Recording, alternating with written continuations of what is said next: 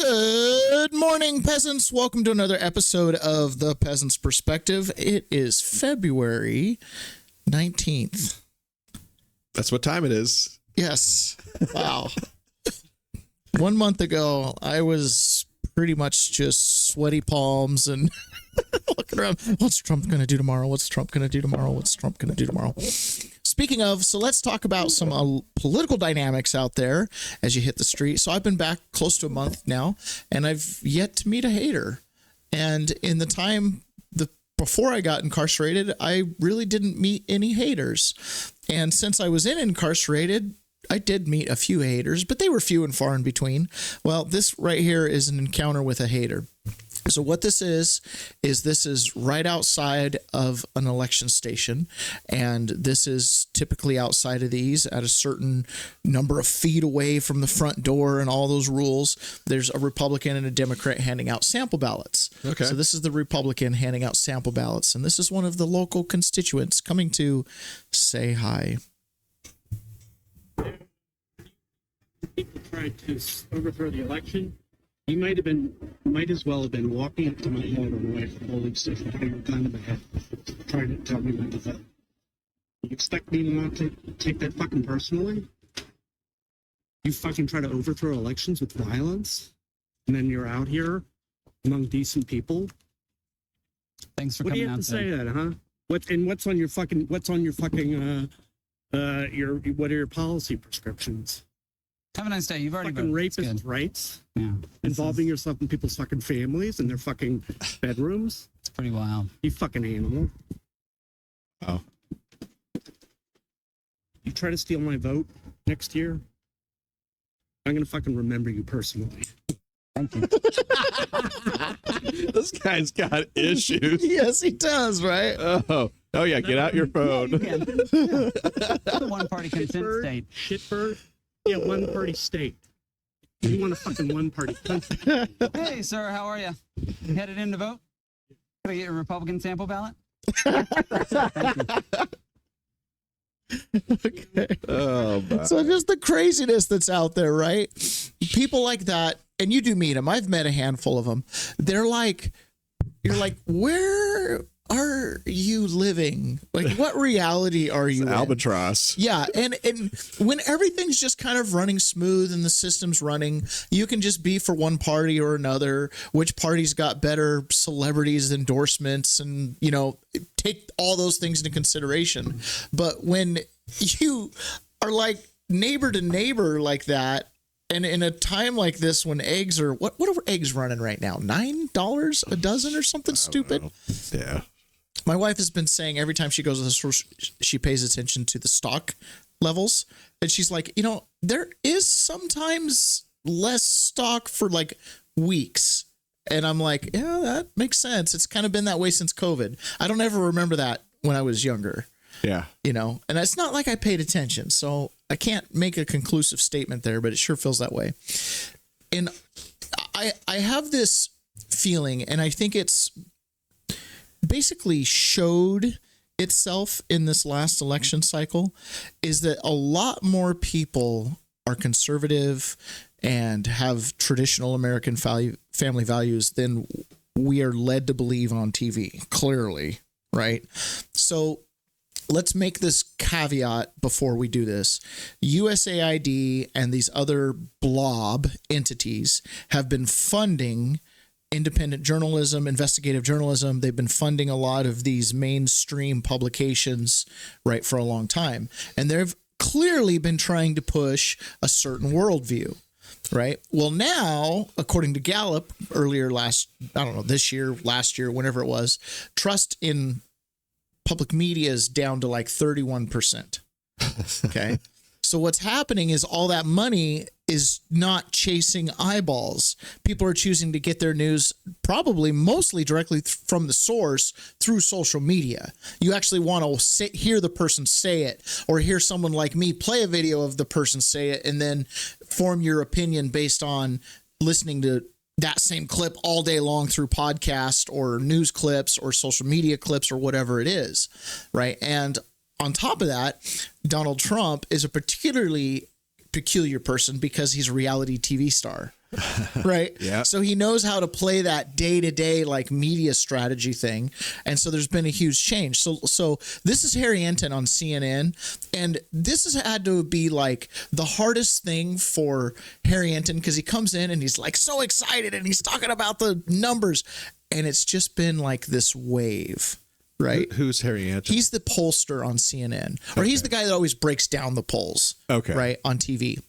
And so over and over and over again, he comes in and he's like the buzzkill on the network. So I haven't watched like long form cable TV for years and years and years. When the election was, I used to listen to Fox News, you know, Tucker Carlson, Hannity, everybody, and I'd pay attention and stuff like that. But I wouldn't listen to like hours of Fox News or anything like that. Right. But I did. There was a point in my life where I was kind of doing that. Well, when I got to prison, all you have is cable TV. Right? And it's pretty much always CNN. Unless you get in certain areas, then it'll be like, okay, we're switching over to Fox or Newsmax, right? It's usually like the TV the whites control. We want to watch Fox or whatever. But we'd be watching CNN all the time. And it was like, man, I can't even imagine where these people live, like the worldview they have. Because the moment you unplug from that, you immediately revert back to more natural way of thinking, which it's interesting. I say natural way of thinking. That comes up more and more with like natural law and how it's just so much more natural. Like Well, it's because CNN is programming. It is programming for sure. All right, here we go. Donald Trump and the Republican Party has changed the electorate. What do I mean by that? Well, let's take a look at party identification, Democrats versus Republicans. You go back to 2017, 5 points more of the electorate was Democrats than Republicans. You go to 2021 when Joe Biden was starting out, look at that. 6 points more of the electorate was Democrats than Republicans. But look at what's happened in February of 2025. Look at this. Republicans, there are more Republicans in the electorate than there are Democrats. Republican plus 2. So Donald Trump and the Republicans have remade the electorate. They've turned some people over from being Democrats or independents to become Republicans. New folks have entered the electorate who are more Republican leaning. And so when you combine that with the fact that Republicans are really, really behind Donald Trump, all of a sudden you get a winning recipe whereby you break the normal rules of politics and give Donald Trump that positive net approval rating when he had pretty much a consistently negative one in term number 1. As I said at the beginning, he's copying Frank Sinatra, doing it my way. Donald Trump. He's doing it my way. So there you go. You're right. Donald Trump's just getting better and better and better. And why is that? There's a direct correlation between how much people watch mainstream media and trust it and how popular Donald Trump is. Yep. So what just happened in the last week? There are weeks when decades happen and decades when weeks happen or something like that in history. I don't know. There's some quote you hear. What just happened? We've been talking about it day after day after day. Corruption. It's this USAID scandal. Yeah. Right. And it exposes things. Now, for you and I that are like on the very front tip of the news cycle, we see that and we're like, oh my gosh, it's over for him. Give it 5 years. Right. Right. Give it 5 years. 4 years ago, I was an insurrectionist. Now I walk around, I'm getting like challenge coins and high fives and free hats. You know what I mean? Like it's a completely different atmosphere. And people are just kind of like, hey, gas prices went right up. Food prices went right up, right? The border was wide open. Like people saw it and their trust in media went down. Well, now when people see the funding behind it, it's going to be catastrophic. Like there's a possibility we might be really at the opening moments of like the falling of the house of cards. Oof. You know what I mean? Like I don't really know how you get from where we are now to maintaining stability here without going full on Germany and knocking down your door for posting memes. You know what I'm saying? Like that's and the crazy thing is in the United States, we've set that precedent. I think his name is Mackey. He served 7 months in federal prison for posting a meme in 2016 telling Democrats to vote on Wednesday and not Tuesday. Okay. Oh my gosh. And there was no proof that anybody didn't vote on Tuesday or that anybody engaged it negatively or anything. But he spent 7 months in federal prison. over a meme in the United States. And that was the first case like that. But that sets the precedent that it can be done. It will be done. And did you come to his defense?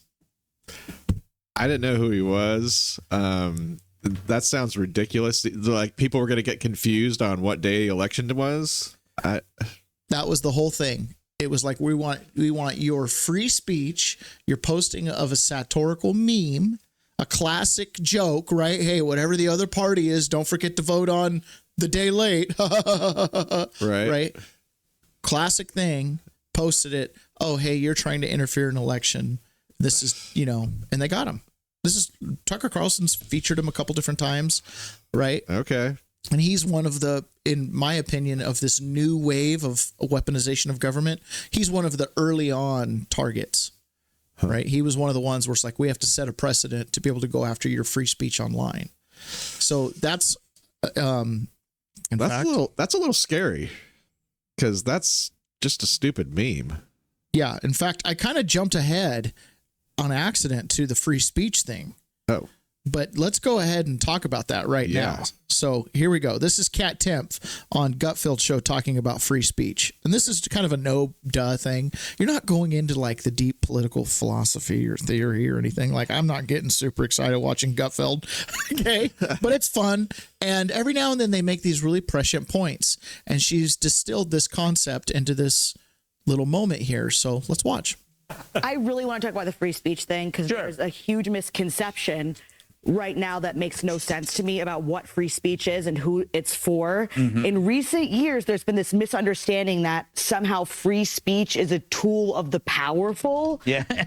But that's backwards. It's a tool against the powerful. Marginalized people throughout history have understood this. Social justice leaders throughout history have understood this. Whether you're talking about Frederick Douglass, Susan B. Anthony, have understood that unpopular ideas or people who are oppressed are the ones that need free speech to be able to speak out against the powerful. And the way that people talk about that, they've completely lost sight of that. It's completely backwards, and it's almost as stupid as thinking that there was free speech in Nazi Germany. Yes. Okay. So we have talked about this exhaustively about free speech, right? In fact, it was in the opening to the show that we haven't been playing for the last couple of days. Yeah. Like the revolution will be through podcasting because it's the only way we talk, right? By the spreading of ideas, by the countering ideas, by the sharing of narrative, personal experience, anecdote, et cetera, et cetera, et cetera, et cetera. That's how we speak out against the powerful. That's how we resist the oppressor. That's how we organize. That's how we overcome the prisoner's dilemma, right? All of this factors in. And so right now with the bully who said free speech is my right, it's a right of the media, us here on your tell lie vision. Do you see what I'm saying? Yeah. They've wanted to suppress the meme poster, the person that's using social media accounts, right? Well, just anybody with a counter voice. Anybody with a counter voice, right? Anybody with a counter voice. And here we are. That's his perspective, dissident days. Okay, so let's jump back here. Okay. We are the difference between Biden's regime and Donald Trump's administration is stunning in the way they do their communication, right? So the Biden regime rarely ever sent representatives onto conservative media at all. They had a couple, like the conservative media would hire Democrats and liberals to come sit on their panels and stuff like that. But you didn't get a lot of like quality crossover. The thing about the Trump administration is they're constantly sending their people into MSNBC and CNN. And the only reason I play these clips is A, because I'm a little bit mocking them. B, because they do bring on the source person. Like we're going to hear from Stephen Miller here in a second. Stephen Miller is a deputy chief of staff. Like he probably talks to the president every single day. So and he's a massive influencer of policy. So it'd be nice to hear what he has to say. I'm interested to hear what he has to say. Okay. But I want people to also have a little bit of a perspective. When it comes to ratings and things like that, Trump's always talking about ratings. Okay, ratings are everything when it comes to media here. Like we measure our reach in eyeballs, clicks, listens, like metrics. Media's got ratings, right? It drives the advertising. It also drives the reach of the influence of projecting story or emphasizing certain things deep into our brains. CNN, after the election, their ratings were averaging somewhere around like 49,000 in prime time on the key demo, which I think is like 25 to 55 or something like that. Sounds like a big number, but 49,000. Yeah. Okay. Now, Ouch. MSNBC was at 29,000. Ooh. You break that down, that's like 5,000 people per state watching MSNBC. I think that was the Morning Joe number. Okay. These were catastrophic ratings. They're ridiculous. Now you let's just flip close over up to and Fox, go home numbers. You flip over to Fox, and Fox is pulling 4, 5, 600,000, 2 million set to plus total viewers. Like, and Newsmax, Rob Schmidt is beating every hour of CNN through the day. Right? Newsmax. Like, well, okay. Probably aggregated all together. He's beating them. Yeah. So in a certain way, that just reflects that these voices are dying, but they have the loudest megaphone because they're on the TV. So they get instant credibility. Still got lots of money coming in. Yeah, they still got lots of money. Makes you wonder with the pharmaceutical, I know you've got RFK not wanting to advertise pharmaceuticals. I don't know. I don't know if you can sell enough Nike sneakers to pay for CNN's budget. All right, here we go. So here's Stephen Miller. He's kind of making a fool of this CNN host here, but he's talking about how ridiculous their arguments are. So this goes to that free speech thing, right? Speaking against the powerful. Stephen Miller's in a powerful position, no doubt about it. But the idea that just speak the truth, say the obvious reality, and it kind of gets past this narrative myth that CNN has built up about using your virtue against you, where, oh, you need to be kind, so we need to let the immigrants in, and we need this. They never take a hard line on hard issues, right? They're never the tough parent on anything, unless it's against January 6ers, in which case I guess they play the role. But here we go. You mentioned yesterday, and you mentioned again here, illegal immigrants who are getting child tax credits. Are you looking for that information in the IRS data? Anytime a crime is committed, of course there should be an investigation. Is it your position that if somebody who is Stephen, here are you looking for that is stealing information in the taxpayer IRS dollars, data? the federal government will find every illegal alien who is stealing American taxpayer dollars. And that's what Americans expect to happen. Will you find that in the IRS I don't data even and fathom share that the with premise law of your enforcement? question. It's a simple question. Will you find that information in the IRS data and share that with law enforcement? If IRS investigators find illegal aliens stealing taxpayer money, of course they'll be referred to ICE. Of course they'll be referred to Homeland Security investigations. Of course it will be. Surely your position is not that we should let illegal aliens steal taxpayer dollars. Again, you want to talk about something to be upset about, that's it.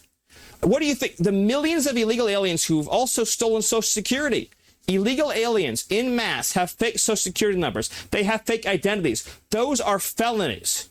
Why should there be an entire class in this country that is immunized from criminal prosecution and arrest for committing felonies? Felony theft of taxpayer information, felony theft of Social Security, felony theft of identity. These are all crimes. And yes, they will be investigated. Yes, they will be prosecuted. And yes, illegal aliens will be deported.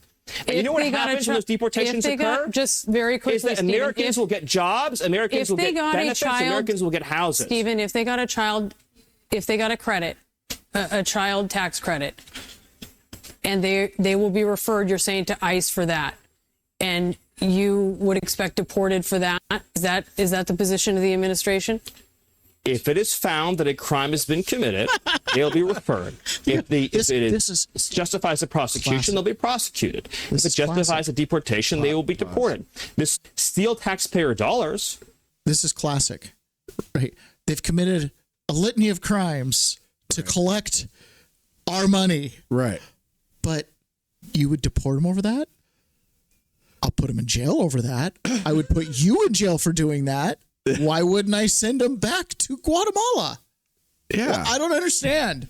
I was getting confused because But I you'll was like, separate why them is from she their asking the family? question? Well, they can go to Leavenworth Low Security, or they can go to Home. Yeah. Where's home? Somewhere else. Guatemala. Yeah. Yeah. Again, you want to talk about something to be upset about? That's it. What do you think? The millions of illegal aliens who've also stolen Social Security. We were here. Aliens can freely steal billions, with a B, billions of taxpayer dollars. And I would have to imagine that CNN, which is endlessly talks about the importance of democracy and the rule of law, would say that no class in this country should be above the law, least of all illegal aliens who've trespassed on our territory. No, Stephen, I'm just asking. I wanted to get your position on some things. We're not taking a position here. We wanted to get some answers to some questions. There are so many questions that need to be answered. It doesn't sound to me like you are, in fact, indifferent or unbiased on these questions, but thank you. Stephen Miller, thank you so much for your time. Really appreciate it. Okay, so Bye-bye. she got that in her ear. Oh, yeah. She got that in her ear, like, oh, you just made us look really stupid. Like, we want to completely condone all these people who've been committing theft, right? So here's Donald Trump. This is also another longer piece. There's if you listen to Dan Bongino, he'll talk about, I don't want the clips be more than a minute or something like that. Well, I'm on the other end of that. I like clips. I like to hear sometimes the longer things. I mean, I don't like to play things that are 7, 8, 9 minutes, right? Unless they're like just packed with information every single second. Got to be meaty. But I do like to get out here and listen to the full context of some of this stuff, right? I mean, as I'm going through media and I'm collecting these clips, I'm listening to it all. Well, especially if you know it's going to be clipped by a network outlet. Yeah, because they're not going to play a 4-minute clip. Right. They're going to play a 15-second clip or a 45-second clip. And then they're going to spin it. Now, remember, all of those mainstream media outlets are using the idea that they need to keep you hooked, right? So their whole thing is they're using all the psychology of lighting up the right parts of your brain and the lights at the right moment and music at the right moment. And they've got their segments timed out. And then, of course, don't even talk about the magic spell casting stuff going on during commercials, right? And the subliminal imagery and things like that. So this show's obviously not that, right? So I actually want to hear what Donald Trump has to say about the things that Doge has had to find. You know what I mean? Right. We're all about the content. Major media outlets have always been in the past. It bleeds, it leads. Now this has transitioned into a whole bunch of different psychological tools that they use to keep you hooked. It's not necessarily bleeds, it leads, but it's the same type thing. Yes. It's WWE. You got to have a heel. You got to have a hero. You got to have a couple girls in there. You have a couple girl fighters, couple girl ring girls. And then a little bit of a narrative. A little bit of a narrative, a storyline. Yeah, exactly. Right. There's a quote in that book that I brought in yesterday. Yep. That was from Franklin Roosevelt that said, nothing that happens in politics happens on accident. It was planned that way. I am a little bit more of I'm looking at it after the fact, so I'm like, oh, I don't know that person and that person talked. It wouldn't surprise me at all. You know what I mean? Like, I do think things get war planned and game planned. When you've got as much money and time and everything on the line as these people, it is laid out there. Well, that's why we got to pay attention to suss it out. Yes, exactly. So we're going to listen to Donald Trump now talk about all the things that Doge has been uncovering, right? And this is from his lips. This is there was an interview with Mark Zuckerberg and Joe Rogan where Zuckerberg says, we were getting all this pressure from the administration. And then all of a sudden the administration put out a statement, or Biden said, they're killing people, the Facebook with hate speech and not doing enough censorship, right? And he's like, all of a sudden now you've got investigators from the government crawling all over. And so when a president says something, every agency tries to respond. You know what I mean? Like, because it gives them political cover to basically do whatever the president said. That's just kind of how that works. Well, here's the president saying this. They've been firing people left and right that would resist any kind of changes. They've been talking about a lot of these things in terms of crime and corruption. And here's the president saying this. So this is not a passing comment of, oh, they're not doing enough censorship and they're killing people. And then all of a sudden government's in your office the next day. If Trump's saying this, imagine what these different charities and agencies are preparing to experience. If you're one of the groups that was receiving money that Trump's about to rattle off, imagine what you might expect coming looking for where that money actually went. And then where's the money being spent, right? Let's go into that for just a second. $520 million for a consultant on the environment. It's called Environmental, Social, and Governance. Investments in Africa and mobilize private sector resources. $520 million. Somebody got $520 million for an environmental. Sounds like an environmental study. That's the most. I've always been one that paid a lot of money for my environmental studies, but I paid like $50,000, not $520 million. Ron, you're totally doing it wrong, bro. I know, $520 million for ESG. $25 million to promote biodiversity, conservation, and promote licit livelihoods by developing socially responsible behavior in the country of Colombia. Well, it's nice. $25 million to go into Colombia for something that nobody ever heard of. $40 million to improve the social and economic inclusion of sedentary migrants. $40 million. $42 million for Johns Hopkins.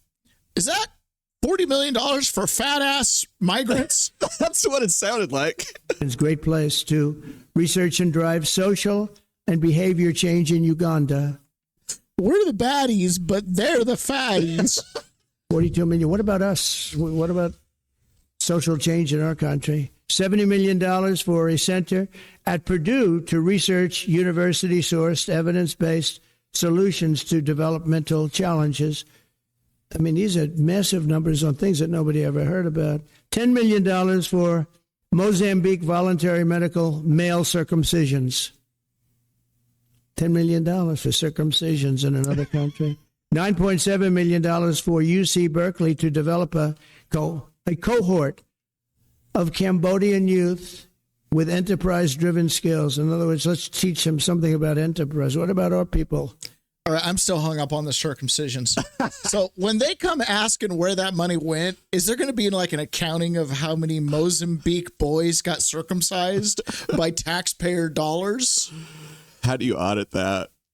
Oh my gosh. Can we teach them about enterprise? $2.3 million for strengthening independent voices in Cambodia.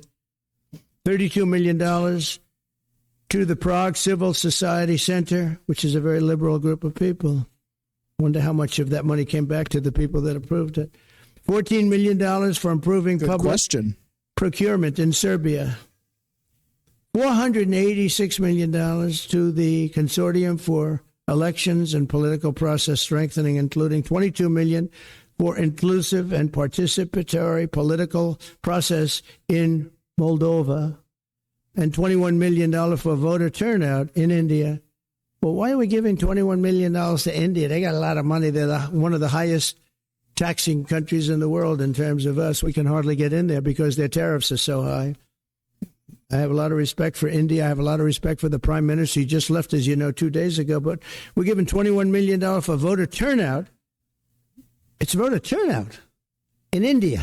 What about, like, voter turnout here? Oh, we've done that, I guess. We did $500 million, didn't we? It's called the lockboxes. $20 million for fiscal federalism in Nepal.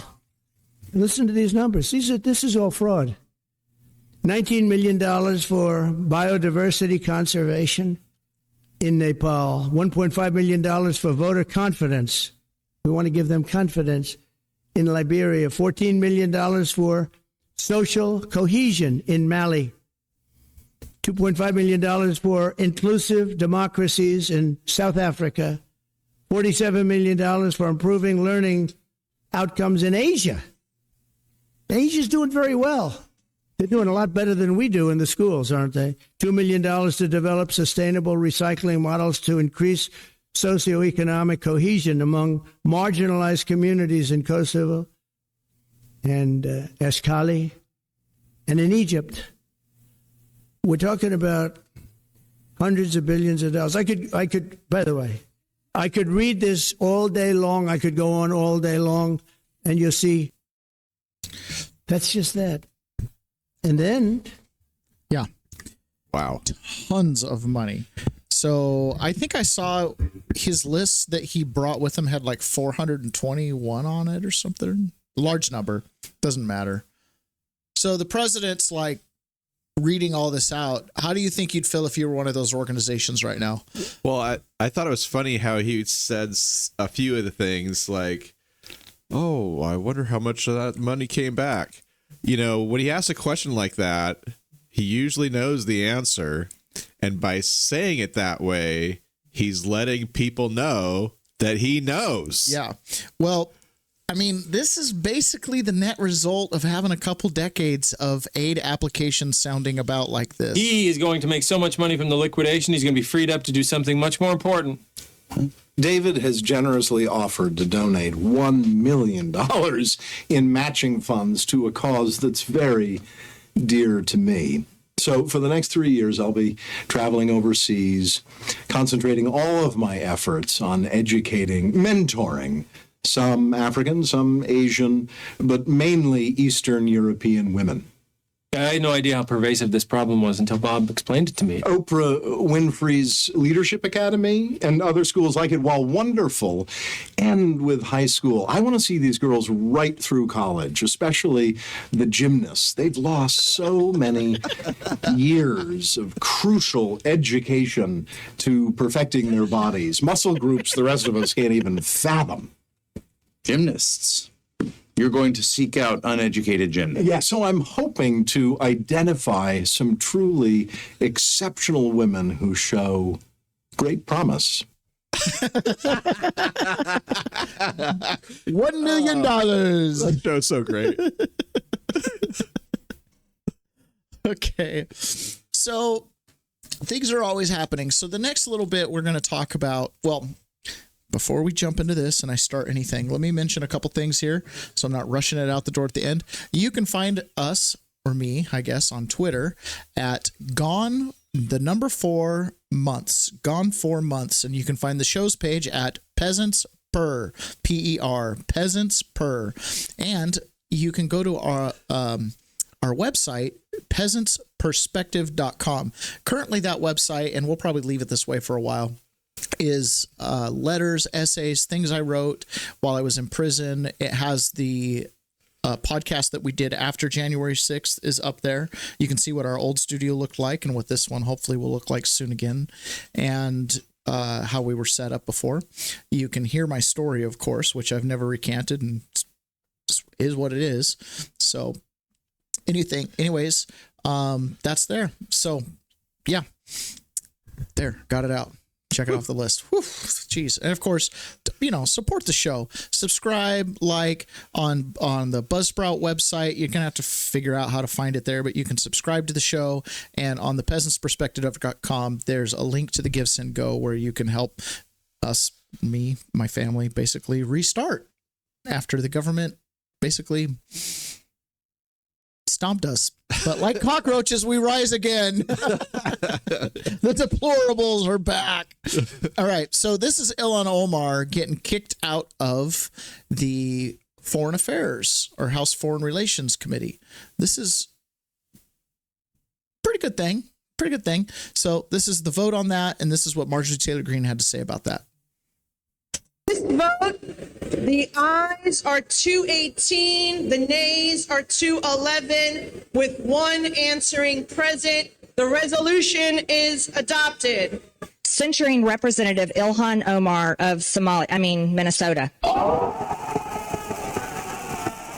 On January 27, 2024, Representative Omar gave remarks at an event in Minneapolis in which she made treasonous statements. Whereas Representative Omar said she has spoken to many Somalians who asked her to intercede for the Somali government by pressuring the United States government into certain actions. Whereas Representative Omar assured the Somalians she spoke to, the U.S. government will only do what Somalians in the U.S. tell them to do. They will do what we want and nothing else. They must follow our orders, and that is how we will safeguard the interest of Somalia. Whereas Representative Omar continued, for as long as I am in U.S. Congress, Somalia will never be in danger. Its waters will not be stolen by Ethiopia or others. Sleep in comfort knowing I am here to protect the interest of Somalia from inside the U.S. system. Sounds about right. So that got her kicked off the Foreign Relations Committee because she's essentially openly declaring her allegiance to Somalia over her district or the U.S. Da, da, da, da. Da, da. Dummy. Yeah. I mean, I don't know, man. Stuff like that. Like, all right, great. It goes one way, goes the other. This is the WWE. I know, but you don't want every representative going, oh, hey, I'm helping you out, some other country. No, but here's the thing. Free speech. Yeah. This language thing. So they censored her, took her off the committee. Okay. That's accountability. Yeah. That's justice, right? Like you can't be on the Foreign Commission when you're basically openly saying I'm all in for Somalia. Right. Okay. Makes sense. But I wouldn't want her tried for like treason. No, or anything like that. Not for that. Unless you started, finding acts of treason. Right. Or funneling money. So here we have kind of an opposite situation. We've got Adam Schiff talking about Kash Patel, who I'm pretty sure last night was confirmed as the FBI director or moved through the process. And I'm pretty sure he is the FBI director. We'll check the headlines. Okay. So anyways, this is him talking about Kash Patel, accusing him of, again, egregious behavior. And Kash has been incendiary when it comes to his rhetoric and stuff like that. Completely. So you would expect him to have, here's a quote. Well, with Ilhan Omar talking to a group of Somalis that are donating money, I can see why she would say just what she said. I get it. You're a little pandering to the group you're at, right? I understand. It's probably enough to lose your spot on the House Foreign Affairs Committee, whatever. Kash Patel, he said some incendiary things. And in a normal world, it would probably get him to lose a spot, being an FBI director. But that's just not what time it is right now. There's Adam Schiff. It seems my colleagues are determined to confirm him on the Senate floor. And to all those FBI agents I worked with over the years, to all that are there now that I've not had the privilege of working with, my heart breaks for what you're about to go through with leadership that you cannot respect, who has not earned your respect, who will not earn your respect. I know you will put your head down and do your jobs because you're professionals. I hope you stay at the FBI. I hope you don't leave, because if you're committed to the mission and you leave, then it's going to just leave behind people who are less committed to the mission. So I hope you'll stay. I hope you'll gut it out. I hope the same is true of the career professionals at the Department of Justice who are the subjects of a similar witch hunt. I spent almost 6 years in that department. I venerate that department. And we need the career civil servants, public servants who serve in both those institutions. But it will be a sad day indeed when we confirm the likes of Kash Patel, knowing what we are getting. We will have no one but ourselves to blame. Mr. Chairman, I yield back. Okay, so I want to run down the dynamics of Adam Schiff for just a second. He's an attorney. He works at the Department of Justice as a prosecutor, right? Then he makes his way in relatively short time, if not directly, to being a representative out in Hollywood, right? So he's like the representative to the stars, right? So he's in that area where it's very high wealth, very uniparty, very socially libertine, right? And so he comes in and represents that little area. So that's like a guaranteed Democrat seat. Like anybody with a D behind their name running in a general election is going to win that district. Super safe. It's no different than like Marjorie Taylor Greene's district or Matt Gaetz's old district. Like these are like 80% red districts. His district's like 80, 90% blue. Okay. Not a district that's up for threat. So it's really a party seat. It's not being held by a powerful politician. It's being held by the party. Okay. So as long as you're in good with the party, you're going to keep that seat, and then you've got to build your own deal. Well, from there, he built up to be able to get a California Senate seat, which is also a party seat. Okay. It's another one of those. So Adam Schiff is a skilled attorney in the fact that he's a good liar. And if you need someone to be a liar for you, I would recommend him as your lawyer. Sorry. Sorry. Okay. So he's a good lawyer, and that he has no North Star. His compass is spinning. And he's sitting in this seat, and he's talking to the FBI and the DOJ, and he's like, who's his constituency? Like, that is. He's on the Intelligence Committee. You know what I'm saying? Like, the more we're exposed to Adam Schiff, when other people move on from Russiagate and stuff like that, he's still like in it. Yeah. You know what I mean? Like, he was the point man, as Kash Patel says, the one who was most responsible for the Russiagate thing on the political end. But then now he's the only one that's like trying to hold up, you know, the Russiagate thing. And you can tell he's in like cover up mode. Like, on the Democrat side of the aisle, the House of Cards hasn't fully collapsed when it comes to Russiagate. Like, there's still a zeitgeist that Trump is a Putin stooge or friendly with Russia or something like that. And he's playing on that. And he's also asking FBI and DOJ to stick around through this horrible period. But do you see what I'm saying? It's crazy. All right. Did we finish that, right? Kind of. I mean, okay. Well, basically he says, you know, Kash Patel is going to be horrible. Yeah. And we're looking at it and we're like, we're so excited for Kash because he's going to clean up. Every time I see a clip of Adam Schiff, the look on his face is like, I mean, what is that look that he has? I mean, he's got like the dark eyes. He's always kind of got shifty look. You know what I mean? Yeah. I don't know. It's almost like a deer in the headlights look. But so Adam Schiff, he's just a weird guy. It's so easy to get in the weeds on politicians, like personal lives, and yeah. but then we get into the world we're doing a lot of ad hominem, and I have spent my time there, right? Like, when you're just constantly coming after persons like picadillos and personality, you know what I mean? Like, his policy sucks, man. He's a leaker. He's a liar. He's the worst. Yeah, like, he's not dumb. He's incredibly intelligent. He's super insincere, though. Super insincere. And he can't come across as believable. No, but he's clearly running a script. You know what I mean? Like, he's like, the company line is Trump colluded with Russia, and we need that to hold up all these other things. And it's my opinion, like many of these people, when you peel back the layers of their resistance, you're going to find either money or sex. Okay. That's my opinion. You're going to find one of the two things, either money or sex. There's something that they're either attached to or they're covering up. You know what I mean? And he must have got a lot of money. Because when you've got the layers of resistance on some of this stuff is stunning. Carville, the Democratic strategist, was telling the Democrats to don't do anything about this USAID stuff. Like, you guys are making yourselves stupid by defending ridiculous. You know, he's like, and it's gonna bite you. You better to let it just go and come back over. Which actually, it's gonna bite you a million times too. So just don't. Yeah, just don't. You know, it reminds me of a story. When I was in prison, back in my days, kids, we was in prison. Gather around, youngsters. Back when I was in prison, one of the first big, like, brutal shakedowns I ever saw was in the DC Gulag. Okay. And they came in and they targeted like every other room on the bottom tier and then like one room on the top tier.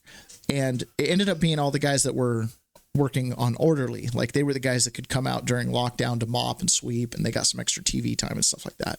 And they're also generally the most senior people in the pod. And so they hit room after room after room. And over time, they had acquired like a second mattress, and they'd made a pillow out of a t-shirt and some stuffing. And they had, acquired too many things of XYZ commissary, and they had 4 towels instead of 2, because when the last guy left, he took his towels. And so that way he always had a dry towel and blah, blah, blah, blah, blah. Right. So you acquired all this contraband that's not hard contraband, but it's not on your, but you're not supposed to have you're not supposed to have it. Yeah. Okay. It's normal. So anyways, they came in and they were ripping mattresses out and blankets and towels and counting how many tuna fish you had saved up. And, if your box of crackers was open, was the bag rolled up? They were just doing the whole shakedown. How many books, counting your number of books, going through letters, just everything. They were just doing this was a shakedown to prove a point. It wasn't a shakedown to find anything. Okay. So they were taking out trash bags of stuff from these guys' rooms. And, as they were hauling everything out, one inmate was getting really excited and yelling and screaming and, you can't do this to us. And it was like, they can. And there was one guy there that had served 9 years on a prior conviction. And so he was a little seasoned on the prison thing. And he's sitting there, and after they hauled everything out, and his room got hit too. And he just looks at me, he goes, "Man, we came in here bare ass naked." He's like, "We acquired all that stuff while we were here. Let them do their thing. We'll just get it back." We're going to build back, baby. He's like, "We'll just get it back. Don't scream and yell at them. Make it eat. Just let them take the extra mattress. Let them take the extra towels. It's okay. You'll get some more tuna fish. Like, let them take it." And he's like, "You got it since you were here, you'll get it again." He's the Donald Trump of the prison. We'll make it great again. Well, no, he was more like Carville being like, "Hey, don't bark over USAID. Okay. Let him clean house. We'll get it again." You know what I mean? Like, don't just do nothing. Do nothing. All right. So the world stage is also shifting. And when I was in D.C., I was with 2 other inmates that were Iranian. And it was a father and son. They were there for January 6th. Okay. So the father had served 3 years plus in prison in Iran in the 1970s because he fought against the Ayatollah being installed over the Shah. Yeah, when they had a revolution. So he spent 3 years in prison as a political prisoner, got out, fled to, I think he went to Pakistan first, and then he went to France and came to America, had a family. So then he went to January 6th. So this is the second time he's been a political prisoner. Wow. We would talk about, he was like, "What the heck?" He's like, "This is horrible." He actually thought our prisons were worse than theirs in the 70s. So he was rating them in Yelp. Yeah, he's like you get a bad review. But he and his son were really up to date on international politics. So it was really fun to talk about him. We don't know a lot of what's going on in the world except for the little hot spots that we get. Just what we're told. Yeah, what we're told. We're going to talk a little bit about the international stuff going on because it has relevance, right? There's sphere of concern, there's sphere of influence, right? I don't care what's going on in Ukraine. I really don't. But there's other areas where I do care what's going on because there's a little bit more of a direct line into how things impact us. Iran is one of those ones that creates so much instability in the region that it really kind of impacts everything. But it's also one of the places where we have the least amount of information, right? So it's like Iran's always just like the boogeyman, but because they don't have free press, because they don't interact with Western civilization and media and culture, we don't get news out of there. You know what I mean? Like we get a couple things here and there. So this was posted by Donald Trump on his Truth Social. This is by Ashley Rinsberg, and I'm going to read this. The country of Iran is about to shut down. At New York Times reporting, a gas shortage is so severe that the government had to choose between using its dwindling gas supply and to run the country's power plants or heat people's homes.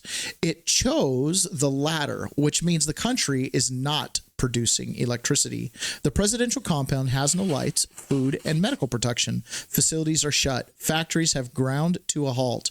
Businesses, schools, universities, police stations, supermarkets, and government offices are all shut. 17 electricity plants have been shut down. One official is publicly calling the situation catastrophic. A citizen who lives through both the 1979 revolution and the Iraq-Iran war says he's never experiencing this level of chaos.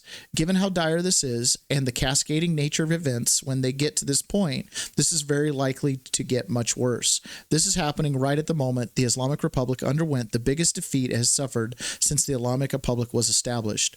Over the past 15 months, Israel's not only destroyed its axis of resistance, which saw its last piece crumble with the fall of Assad, but in its October strike on Iran, the IDF completely destroyed the Iran's air defense system. As serious as that was, as much a challenge the incoming Trump administration represents, a domestic energy crisis of this level represents a threat to the regime's order of magnitude greater than either of these two external factors. In recent months, the Iranian Revolutionary Guard Corps have taken control over much of the gas industry. The crisis unfolding will now be attributed to the IRGC at a time when its legitimacy has already been questioned. What happened next is unknown, but it's unlikely that Iran can easily quell the storm. Biden, who has spent decades attempting to forge and maintain a nuclear deal with Iran, is out, and coming in as a president who implemented a strategy of severe Iran sanctions called maximum pressure and is reportedly now designing maximum pressure 2.0. The Iranian regime is resourceful, but this feels different. Watch this space. And that was posted by Donald Trump. Oof. Imagine a world with peace in the Middle East. It's pretty hard. Yeah. But yeah. The Middle Eastern religions are intense. yeah. They're intense. What's the population of Iran? Like round numbers. I want to say like 50 million. Okay. Yeah. But I don't know. So Iran's got this coming. So now we're going to buzz over to Steve Bannon, and we're going to talk, talk big picture, what's going on around the world. And with our southern border, what's happened is a lot of these world problems have now become domestic problems. So they start to play together.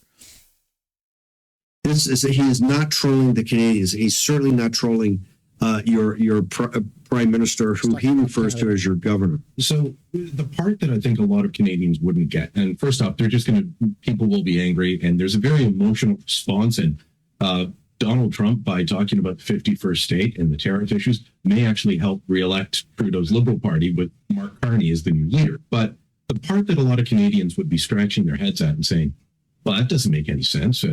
There's no aggressive war with China. There's no, nothing with Russia. We don't have to be worried. We're past the point of needing to be worried about defense, is the view of a lot of people.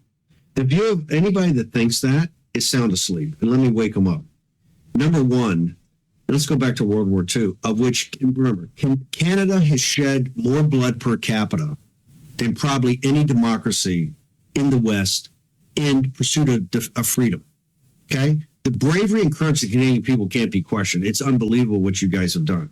But I think now you got to think about, what was that all for? If you go back to World War II, if we're looking at the same place like in 1939 after the invasion of Poland, when the war really actually kind of got going, not the preamble to it, which was a long lead up. There were not that many casualties even through the fall of France. Look what's happened in Ukraine in 3 years, and we've been adamantly opposed to any involvement in Ukraine. It was ridiculous.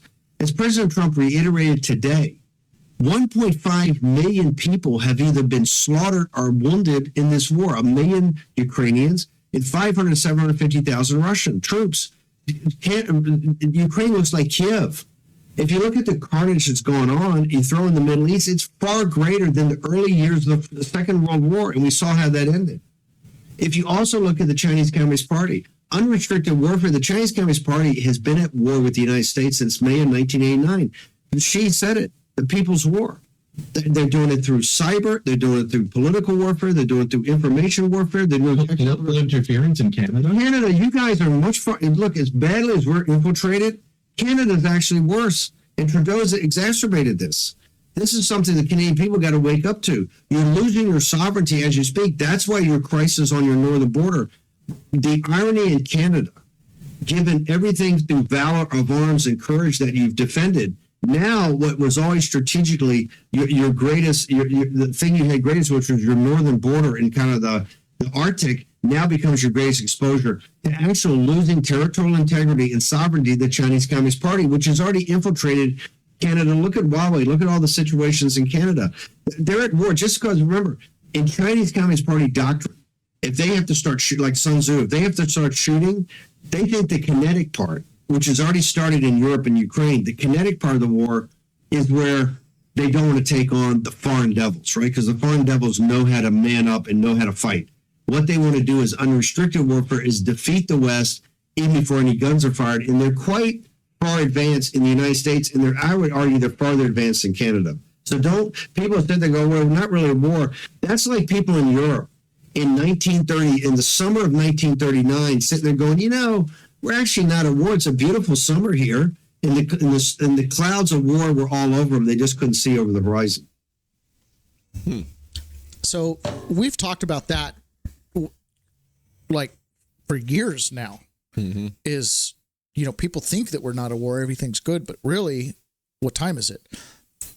Like, I just got out of federal prison over the January 6th deal. Like, if you don't, I don't know what else to say at this point. You know what I mean? Like, I don't know what else to say at this point. Like, if you don't know what time we're at, the scariest thing to me is an infiltrated government, because I know the power of the government. You know what I mean? Like, it's crazy, but people do. Remember, with the Harry Enten, Trump's approval ratings are the highest they've ever been because people are waking up, because the revolution has been podcasted. The revolution has been podcasted. It's the one ear microphone thing. It's killing me here. You got to figure out something for that. All right. Again, internationally, right? You got stuff going on in Canada. You got stuff going on everywhere. But now let's jump down to Brazil. Former Brazilian president agreed to plan to poison President Lula, prosecutor alleges. All right. So I used to live in Brazil. Brazil's a big country. It's as big as the United States of America. I think they have essentially the same landmass of the lower 48. It's a big place. Chock full of resources, clearly. It's one of the countries on the earth that can be completely self-sustaining, has everything it needs, from energy to food to everything it needs. It's an amazing country. Population is like under 200 million. Okay. It's smaller than the United States population-wise, but it's an amazing place. Vast resources. Their constitution mirrors ours. It's very similar to ours. However, they don't have the same First Amendment protections, not just First Amendment, but the Bill of Rights in general. A lot of other countries never did the whole Bill of Rights thing. That was the people's thing. Like, okay, you guys wanted to make a government in silent. We know the thing with government. So here's the Bill of Rights and what the government can't do. That was the people's counter offer to the offer of a constitution by the elites. Because make no bones about it, the people who wrote the Constitution were the American elites at the time. Yeah. They were not the peasants by any means. Okay. So, former Brazilian president agreed to plan to poison President Lula, prosecutor alleges. This is the Bolsonaro. Rio de Janeiro. Brazil's prosecutor general said Tuesday that former leader Jair Bolsonaro knew and agreed to a plan to poison his successor and current president Luiz Inácio Lula da Silva as part of an attempt to coup to remain in power. So they've made the accusation. The members of the criminal organization structured at the presidential palace a plan to attack institutions, aiming to bring down the system of powers and the democratic order, which received the sinister name Green and Yellow Dagger, Gannett said in the report. The plan was conceived and taken to the knowledge of the president, and he agreed to it. They have an 884-page report. So Lula's response was, I have no concerns about the accusations. Zero, Bolsonaro told journalists earlier on Tuesday during a visit to the Senate in Brasilia. Have you seen the coup decree by chance? You haven't. Neither have I, he said. A lawyer of Bolsonaro did not immediately respond to request. So this is lawfare in Brazil. What they did, Bolsonaro was called the Trump of the tropics. And they're Yep. Right. This is, to me, the equivalent of they plan to assassinate or poison Lula is the equivalent of like he tried to jump through the limousine of the beast and grab the Secret Service by the neck, saying that about Donald Trump. You know what I'm talking about? No. What? You don't know what I'm talking about? No. So in the January 6th committee, what is her name? The Cassidy Hutchins, whatever her name is. She's the one that Liz Cheney coordinated with as a witness. But she said that she was told that Donald Trump had jumped forward inside of the limousine on the way to the Capitol on January 6th and tried to choke the driver because the driver wouldn't take him to the Capitol to go egg on the riot. He wanted to take him to a safe place. What? Yeah, and so he jumped forward and like choked out the driver, all of which is patently false, right? But that was like testified to under oath in the January 6th committee meeting. Wow. Did you not know this? No, I never heard this before. This is, again, I'm stunned. Ron, my life was on the line. No, I'm sorry. That just sounds crazy. This over and over again through this process, when I mention like little certain details, I'm like, you didn't know this? Like when we talk about the sham J6 committee and all the malfeasance of that, like